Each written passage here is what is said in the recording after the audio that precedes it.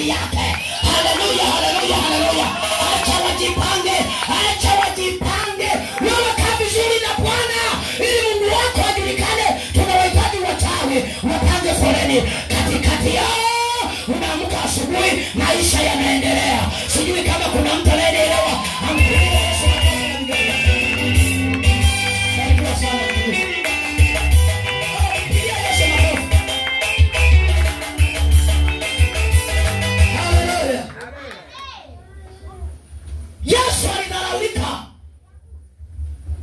Yesu alidharaulika sana.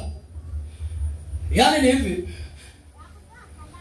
kama ni kusema alisemwa. Hasa kuna wakisa wengine wakisemwa anaacha na kusali. Huo ni ushamba wa kiroho. Amina. Yaani nikienda baadaye kama mchungaji Benda wananisema kwanza miguu, unataka waseme nani sasa?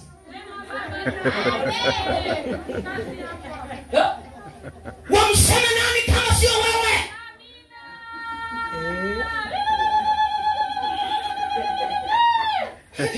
Tena naambia mimi siwezi kuimba kwa baba mchungaji, tena mimi waipo wasikiatu moyo. Mimi nakwambia kweli. Okay, umeacha kwa ajili ya watu. Okay, pumzika. Maana mimi najua lazima mpate kibali. Hautakaa salama. Mimi waipo wasikiatu moyo. Hiyo ni kazi ya wachungaji. Mimi mwenyewe nikutie moyo wapi na wapi?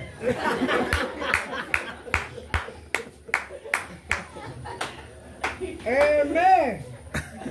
Ni sawa na kumwambia mtu mzinzi, ukimwambia acha uzinzi ndio unamwambia nenda.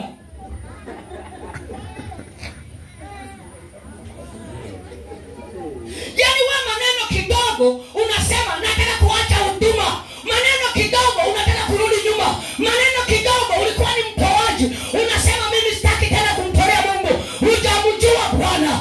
Acha watu waliojua Bwana aliko watoa waendelee kupambana na Yesu wao. Katikati ya maneno haturudi nyuma. Kanisani hata kama kuna watu wawili, ibada inaendelea. Hatuabudu watu, tunamwabudu Yesu aliye hai. Anasema walipo wawili watatu, mimi niko katikati yao. Na mimi nataka nikuambie, acha ushamba wa kiroho. Wakisema maneno, usirudi nyuma. Nia ya Kristo iliyo ndani yako ikusaidie katika jina la Yesu. Usirudi nyuma. Endelea kusonga mbele. Amina. Yaani maneno kidogo nataka urudi nyuma. Halafu asemwe nani? Asemwe nani? Yaani mimi nataka kufunga biashara.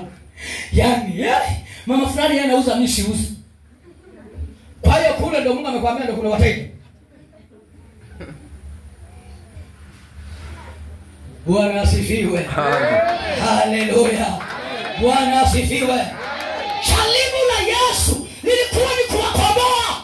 Lazima ujijue wewe, hawawezi kukusema kama hakuna kitu ulichokibeba. Wala wao wanasema mti wenye matunda ndio unaofanya. Hata wale ambao hauna matunda pia na wenyewe unaweza kawa na nyoka. Na wenyewe ukapigwa.